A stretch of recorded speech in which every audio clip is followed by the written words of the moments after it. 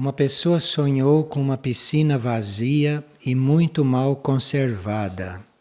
O que significa? Significa falta de preparo para viver em grupo. Uma piscina é diferente de uma banheira. Então, uma banheira é uma purificação individual. Uma piscina é uma purificação grupal. É uma vida em grupo que leve à purificação. E esta pessoa, para ser ajudada, pode ler a energia dos raios em nossa vida. Porque lá ela vendo o processo de cada um dos raios, ela vai chegar no 7º, que é relativo à vida grupal.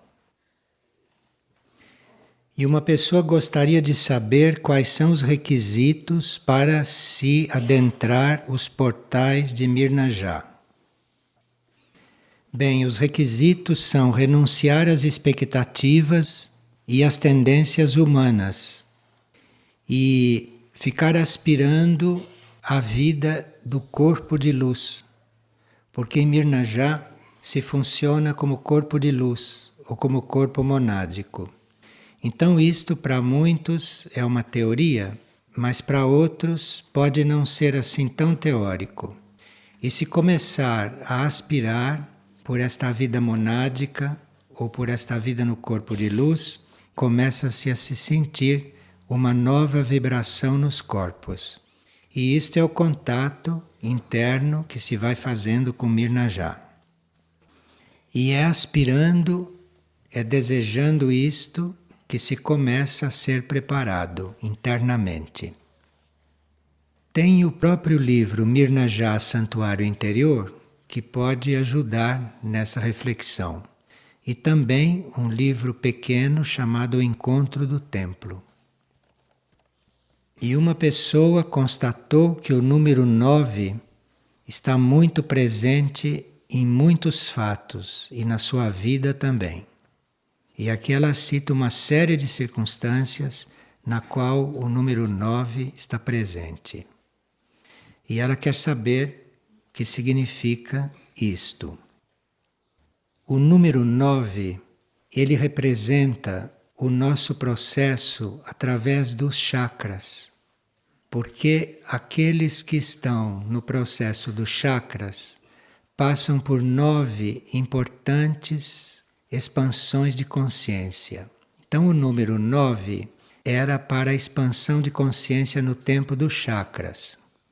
A expansão de consciência hoje é através do consciente direito, que é representada pelo número 7.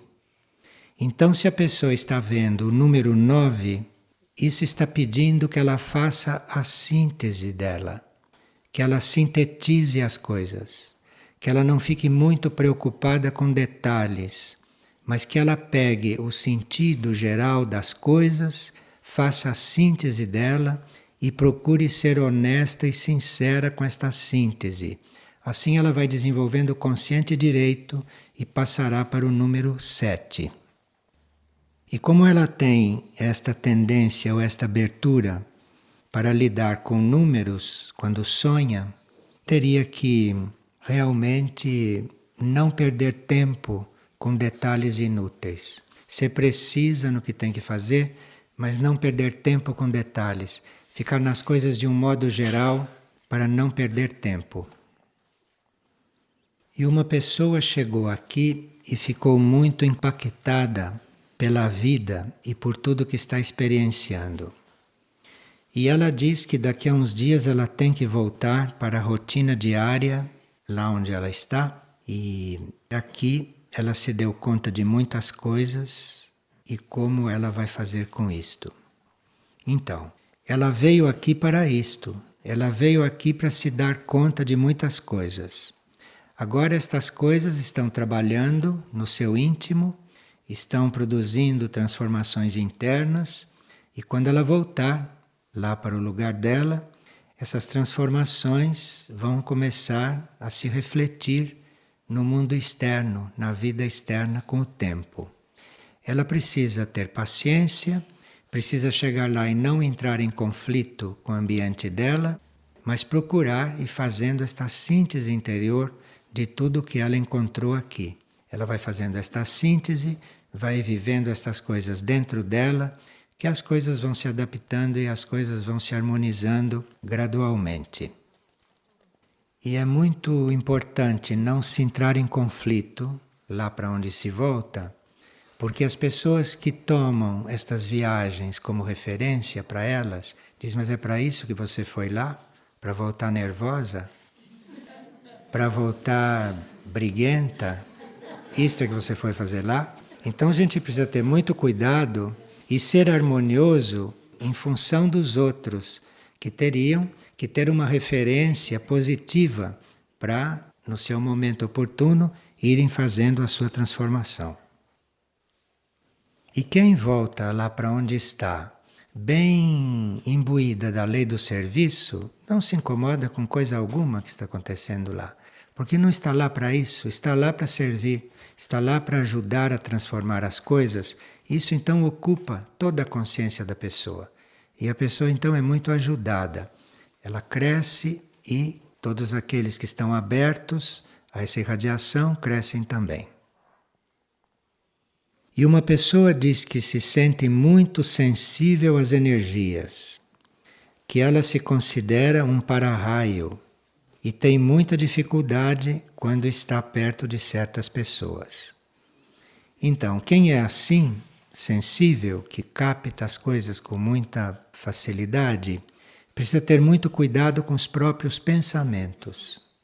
Porque aí, se os próprios pensamentos são positivos e se não alimenta os pensamentos negativos, vai captar ondas favoráveis, vai captar boas energias e irradiar isto. E aí tanto faz quem está do nosso lado, porque o trabalho é com as energias. Para-raio é para o alto. Para-raio não é para todos os lados. Para-raio é para o alto. Então depende de como a gente está polarizado, aonde está a nossa atenção e principalmente depende do que estamos pensando. E aqui outra pessoa diz que os pensamentos de terceiros contaminam seu corpo mental. Ela percebe a influência de terceiros e ela gostaria de não ser assim, porque ela quer ser um instrumento de cura para aquelas pessoas.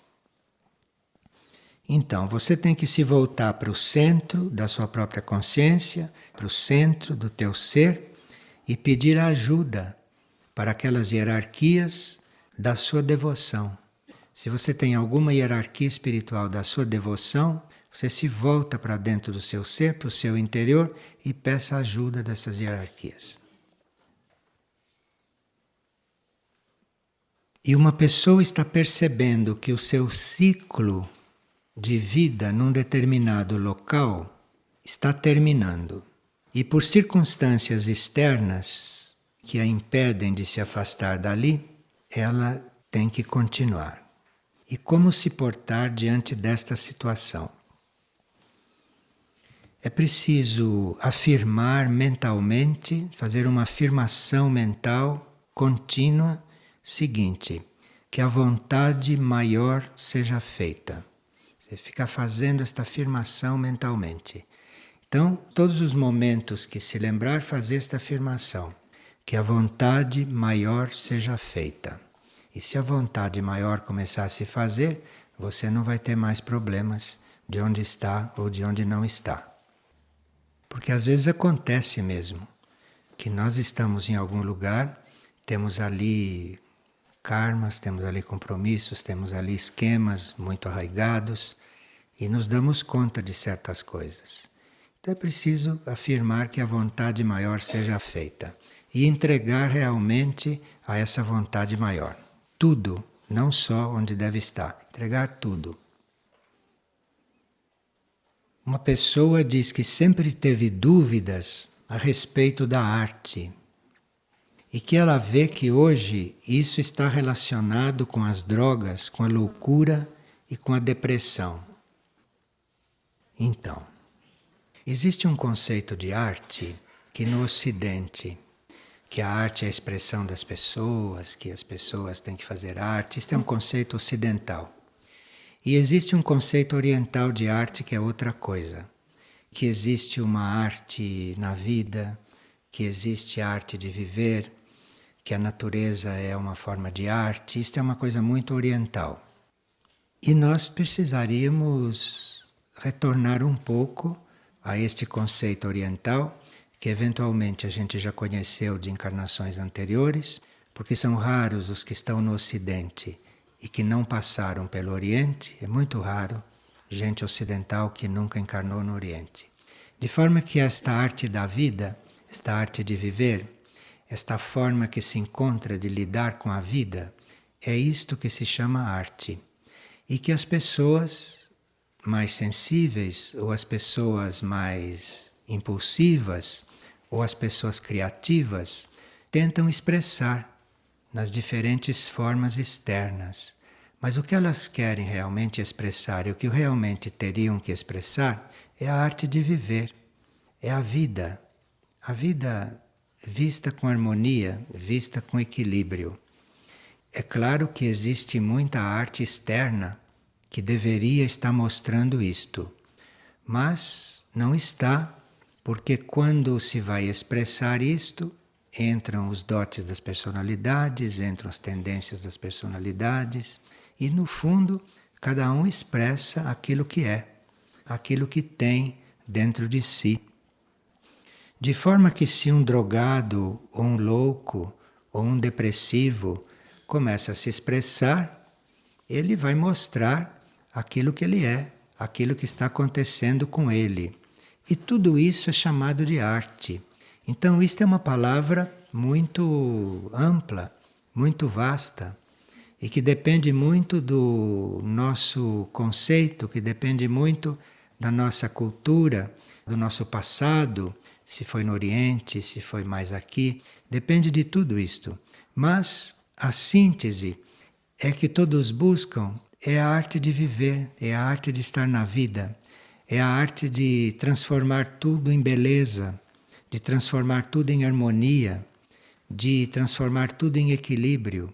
Então, se você começa a trabalhar estas coisas a partir dos seus corpos, a partir da sua alma, a partir da sua vida, a partir das suas relações, aí você não tem mais necessidade de arte, assim da forma como as pessoas buscam e procuram. E parece que já estaríamos no tempo de termos descoberto esta arte, de transformar tudo em beleza, de transformar tudo em amor, tudo em harmonia. Parece que nós já devíamos ter chegado neste tempo. E é por isso que a arte externa está assim como está, porque ela não tem realmente mais sentido. Ela já cumpriu o seu papel.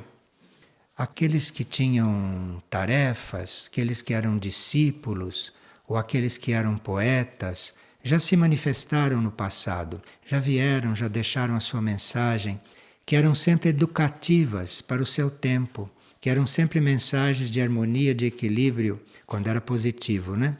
Para aqueles do seu tempo. Mas hoje já passou isto tudo. E hoje nós já devíamos estar vivendo como arte. Nossa vida deveria ser beleza, já deveria ser harmonia e equilíbrio. E tudo isto, o que a arte é na ideia, no seu conceito. E aqui tem um pensamento que alguém enviou, pensamento da mãe, que é muito afim com estas ideias. A mãe era muito conectada com tudo isto, porque parece que foi a mãe que era aquela que nós conhecemos como Gioconda, como Mona Lisa. Parece que o modelo para Leonardo da Vinci fazer aquele quadro era ela, naquela encarnação. Então, quando ela fala de arte, ela fala com muita autoridade, ela fala com muita experiência. Então, ela diz que a atitude do asceta, que diz nada quero, e a do homem do mundo, que diz quero isto, são iguais. E que nós teríamos que aceitar todas as coisas que vêm do divino, isto é, todas as coisas que vêm do nosso nível mais elevado. Então aqui está a fórmula da arte de viver. Quando você diz, eu não quero nada com o mundo, não quero nada com as coisas, não quero nada com as coisas materiais, isso tudo é um extremo muito desequilibrado. E quando você diz, quero isto, quero aquilo, exijo isto, faço questão que seja assim, espero que seja assim, isto é o outro extremo, que também é muito desequilibrado. Então, não se trata de uma coisa e nem outra. Se trata de você estar alinhado, nem num extremo e nem no outro, aceitando tudo aquilo que os teus planos superiores, que o divino enviar, que o divino for indicando para você fazer. E uma pessoa pergunta se seria possível nós todos vivermos as sementes da lei dos ciclos sem silêncio. Então, esta lei dos ciclos, não? É esta lei que traz as coisas que devem ser vividas, considerando aquilo que está acontecendo no universo, aquilo que está acontecendo no planeta, aquilo que está acontecendo nos indivíduos, nas almas, nas mônadas. Então, esta lei dos ciclos traz as coisas para serem vividas, levando em conta o universo, o planeta e os indivíduos. Isso está contido dentro de um ciclo. E se nós entramos nesta vida cíclica, nós vamos viver algo muito além da nossa experiência individual e da nossa vida individual. Porque na vida cíclica está contido toda a evolução do indivíduo, toda a evolução do planeta onde ele está e toda a evolução do universo, onde aquilo está manifestado. Nós só podemos entrar nesta lei quando não temos mais necessidade de fazer experiências. Então essas pessoas que dizem, olha, eu preciso fazer tal experiência, esta não entra na lei dos ciclos. Esta vai viver a lei dela, vai viver a lei kármica, vai viver a lei material, vai viver a evolução natural. Então, se ela tem alguma experiência a fazer, se ela tem alguma coisa ainda a experimentar, se ela tem ainda curiosidade por certos desenvolvimentos e ela queira fazer aqueles desenvolvimentos, ela não entra na lei dos ciclos. Então precisa que ela esteja já liberta da necessidade de fazer experiências para ela poder entrar nesta lei. E outra coisa também que nos impede de entrar na lei dos ciclos abertamente é o uso do livre-arbítrio. Porque livre-arbítrio e experiência própria é um estágio evolutivo anterior à lei dos ciclos. É o estágio evolutivo da lei natural, da lei evolutiva material. Então, enquanto nós temos necessidade de experiências, enquanto usamos o nosso livre-arbítrio, nós podemos esperar um dia entrar na lei dos ciclos, mas com estas coisas não se entra. Na lei dos ciclos, você entra num movimento cíclico geral da sua mônada, da sua alma, do seu planeta e do universo onde você está. Então, se você usa o livre-arbítrio, se você usa isso para escolher as coisas, então você ainda não está nesta lei. Você está desenvolvendo em outras leis. Você está fazendo o seu processo, o seu progresso, a sua evolução em outras leis, mas não na lei dos ciclos. Na lei dos ciclos, quando a gente entra, a gente reconhece o início de um ciclo. Então o que você reconhece ali é que algo está começando, é que ali está começando um ciclo. Você imediatamente adere àquele movimento, sem nem saber o que é. Porque ficar sabendo o que é e fazer as coisas racionalmente, isto é outra evolução, outra etapa. Isto são outros movimentos. Isto é uma coisa anterior a tudo isto.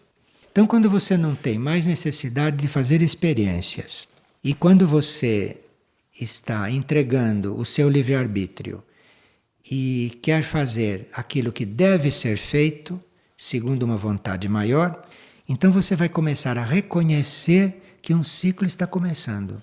Você reconhece aquilo. Mesmo sem saber detalhes, mesmo sem saber o que é, do que se trata, você percebe que alguma coisa nova está iniciando ali. E você adere àquilo imediatamente. Você adere, você se entrega àquele movimento cíclico e aí a sua consciência começa a se aprofundar naquele movimento. E é só depois que você se entregou, que você aderiu e que a sua consciência começou a se aprofundar, é só aí que você vai começar a compreender. Então a lei dos ciclos é um pouco diferente dessa lei natural que quase todo mundo vive. Uma pessoa teve hoje a seguinte visão, logo que despertou. Havia uma ambulância, como essas ambulâncias usadas em hospitais, que pegava fogo no jardim interno do núcleo SOIM. Então a visão era esta, o jardim interno do núcleo SOIM e esta ambulância, como essas dos hospitais, pegando fogo. Bem, a ambulância, neste caso, representa os processos tradicionais e oficiais de cura e de assistência médica. Por isso, era uma ambulância típica de hospitais. Então, ela estava ali representando os processos tradicionais e oficiais bem arraigados de se lidar com medicina, de se lidar com cura, com assistência médica. E aquilo ali dentro do núcleo SOIM estava pegando fogo. Nós teríamos que nos lembrar que num lugar de cura, onde os trabalhos de cura devem ser desenvolvidos, nós teríamos que fazer com o trabalho de cura o mesmo que estávamos falando da arte há pouco. Como lá é a arte de viver, aqui é a cura na vida. E nós teríamos que nos lembrar que a primeira coisa que nos foi passada aqui para ser feita no campo da cura, no campo dos trabalhos terapêuticos, foi a praxis vertebralis. Foi a primeira coisa que nos passaram, praxis vertebralis. Aquilo já era o contrário da ambulância dos hospitais, que estava queimando lá no núcleo SOIM. Então, a praxis vertebralis foi o primeiro impulso que nos passaram.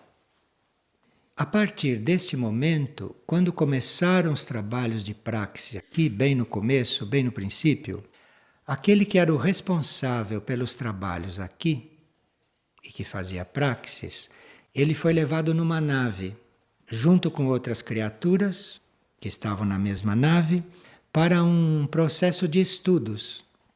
E depois desta viagem, começaram a aparecer muitas coisas aqui que diziam respeito aos processos de cura em Figueira. E como esta ambulância estava pegando fogo lá no jardim do núcleo SOIM, aí nos vem a pergunta: será que nós já estamos contaminando tudo isto que teríamos que estar fazendo aqui? É uma pergunta que nós temos que fazer para nós mesmos. E temos que nos perguntar se nós estamos nos comportando como medicina normal. Senão não teriam mostrado esta ambulância pegando fogo. Então precisamos fazer um exame de consciência, não só aqueles que estão tratando das pessoas, como é que estão tratando, mas também aqueles que estão sendo tratados, o que é que estão buscando. Se estão buscando paliativos, se estão buscando medicamentos, se estão buscando tratamentos simplesmente, ou se estão realmente se curando, ou se estão realmente participando de cura. Então esta ambulância pegando fogo lá no núcleo SOIM é tudo isto. Nós temos que ver se não estamos decaindo pelo processo representado pelas ambulâncias dos hospitais. Então aqui tem um sistema que não é nenhum desses terrestres, para a cura, para os tratamentos e para o trabalho do setor saúde e cura. É isto que esta visão está dizendo. Nós temos observado que nessa aplicação da praxis vertebralis, muitas coisas que não são tradicionais, que não são normais, que não são acadêmicas, começam a acontecer, começam a surgir, sob a forma de inspiração, sob a forma de intuições, sob a forma de transformações, que nem o terapeuta e nem o paciente têm consciência do que é. Podemos não ter consciência do que está se passando, mas nós estamos ali a serviço, entregues a uma energia, a um determinado processo de cura, e a praxis vertebralis foi o meio indicado para isto acontecer aqui. O meio básico. E a partir desse trabalho da praxis, a partir desse trabalho com a coluna, que mexe até com os corpos sutis do indivíduo e que tem ramificações por todo o corpo do indivíduo, inclusive pelo corpo etérico, é a partir dali que se vai encontrando o sistema para se tratar do indivíduo e para se cuidar das coisas que a gente não conhece. Porque quem conhece tudo o que acontece hoje com os pacientes? Hoje estão acontecendo coisas desconhecidas. Estão acontecendo coisas desta época. Hoje estão acontecendo nos corpos consequências do uso de coisas que há muitas décadas se vem usando e que estão mudando o funcionamento dos corpos, estão mudando a forma dos corpos reagirem. Então, se você está ali num trabalho de praxis vertebralis, isto para falar do lado concreto do trabalho, né? Porque é apenas uma base isto. É a partir da praxis que o trabalho começa. O trabalho não é a praxis. A praxis é a porta de entrada, segundo o que a energia nos mostrou aqui. Em outros lugares pode ser diferente. Então a energia mostrou isto aqui. E entra-se por esta porta e se encontra a forma de tratar das coisas. E aí entra o alinhamento do terapeuta, a intuição do terapeuta, e entra o alinhamento, a entrega, a disposição e a aspiração à transformação do indivíduo. Aqui, se nós fôssemos ser exatos, não se trataria de ninguém que não declarasse explicitamente, sinceramente, que quer se transformar. Aqui não se devia tratar de ninguém só porque está doente. Isto a rigor. Claro que não se pode chegar a esse extremo, como diz a mãe, que isto é um desequilíbrio. Mas nós temos que ter isto em mente, porque senão vamos fazendo sempre mais concessões a coisa que não é mais, porque os seres se transformaram, o mecanismo dos corpos se transformou. Então, nós teríamos realmente que estar aqui num outro alinhamento, segundo esta visão. Então, nós temos que estar num alinhamento e prontos, preparados para uma coisa completamente desconhecida neste campo. A propósito destas coisas, nós fomos procurar um mestre espiritual e encontramos São Bento.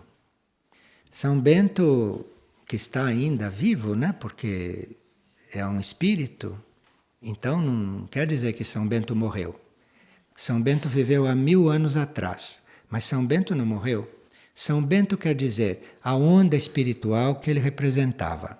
Então esta onda foi muito implantada e vai se adaptando através dos séculos, não? E esta onda deve estar aqui ainda, não da forma como São Bento a expressava, mas é a mesma onda que pode ser expressa de outro jeito. Mas como ele expressava, não é assim tão antiga. Eu vou dizer algumas coisas que ele expressava. Afastar os excessos de comida para que não haja indigestão, porque nada é tão contrário a tudo que é cristão como os excessos de comida. Cuidai que vossos corações não se tornem pesados pela gula. Porém, ele dizia que antes de tudo, vivam sem murmurações. Isto que é um ponto que atravessa os séculos, não é? Digamos que hoje nós não tenhamos mais tanta gula como tínhamos há 1000 anos. Digamos que hoje a gente não esteja assim tão interessado em comida como estávamos há 1000 anos, digamos, né? Mas as murmurações, estas continuam, estas prosseguem. Porque esse comentar as coisas, né? Esse tipo de comentário, esta coisa de ficar falando do outro, né? Isto perdura. Isto há 1000 anos já era exorcizado e ainda está bem vivo, e vocês sabem. Basta ouvir alguém, você reconhece a energia da murmuração, a energia deste falar inútil, né? Deste falar descontrolado, deste falar sem pensar, desta falta de reflexão, desta maldade, desta coisa humana, né? Bem humana. Esse comentário, né? Que é crítico, é com os olhos, é com a mente, é com as palavras, é com gestos, né?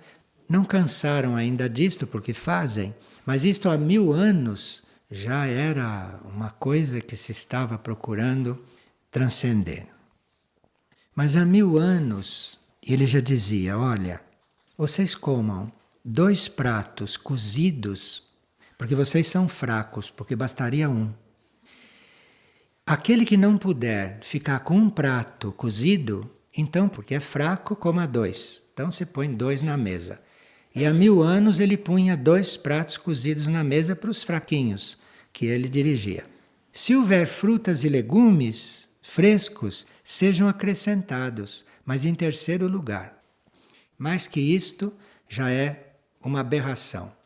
Uma aberração porque tem muitas coisas atrás disso. Hoje nós temos 2/3 da humanidade com fome, sem ter o que comer. Então, se come mais do que é necessário, aquilo devia estar indo para um outro. Se não está indo materialmente para um outro, pelo menos está criando no planeta as condições para que as coisas sejam melhor distribuídas. Se nós continuamos a nos exceder em coisas supérfluas, em coisas inúteis, nós estamos retirando a possibilidade de que as coisas se equilibrem, mesmo que materialmente aquilo não faça um efeito imediato. Mas no plano mental, aquilo é muito importante. Quanto ao pão, 300 gramas por dia. Agora, se houver ceia, você divide essas 300 gramas e deixa metade para a ceia. E acrescente o que for preciso a qualquer momento.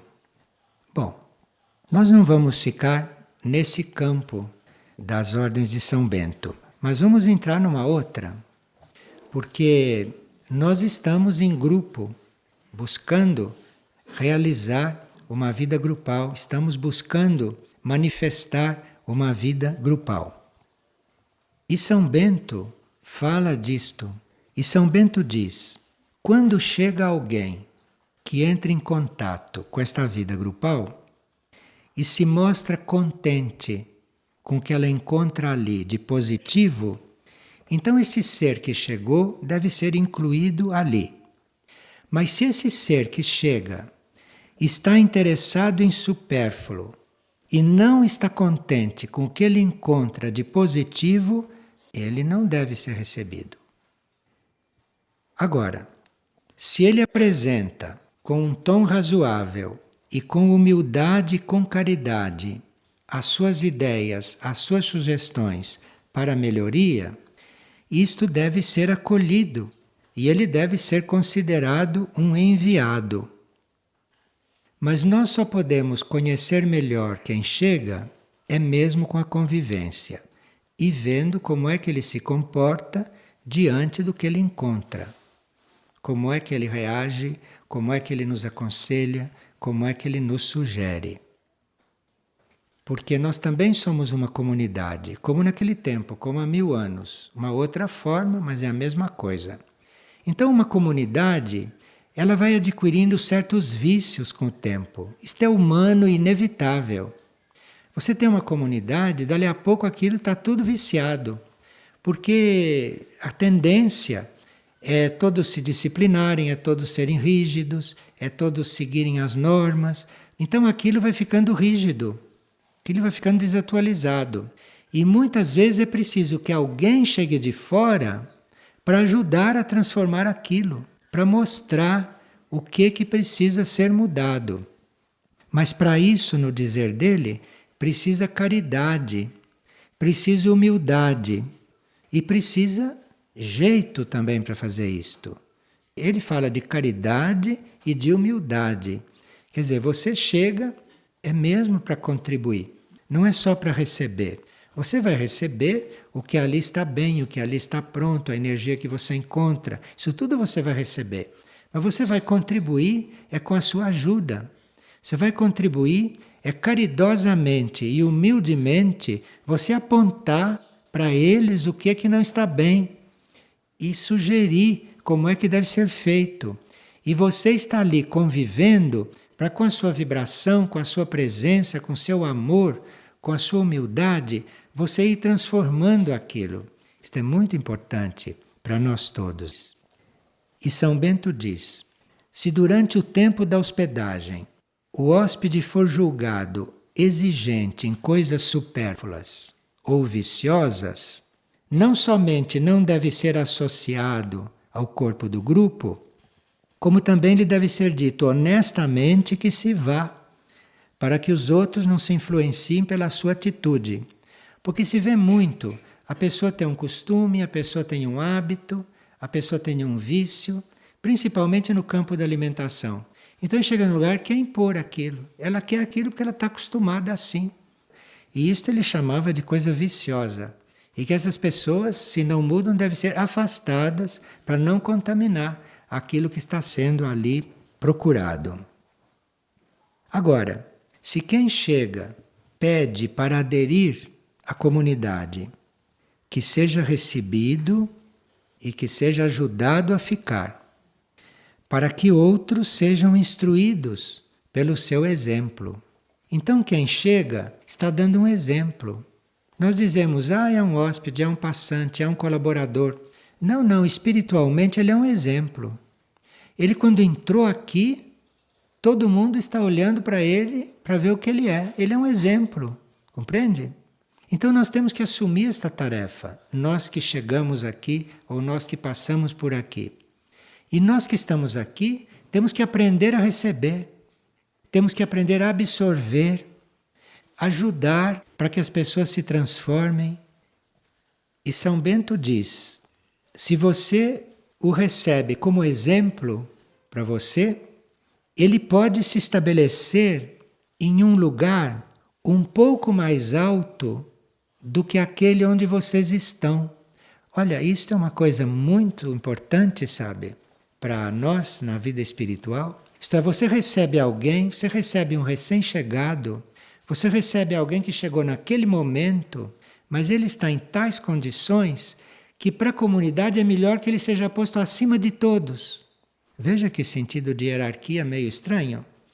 Então, em vez dele entrar ali e ficar abaixo de todos, como ele gostaria, né? Porque se ele é humilde, é o que ele está querendo, é ficar abaixo de todos. Mas esse deve ficar acima de todos, porque tem ali um outro exemplo para dar. Olha, isto é de uma abertura que os próprios membros destas ordens não compreenderam isto.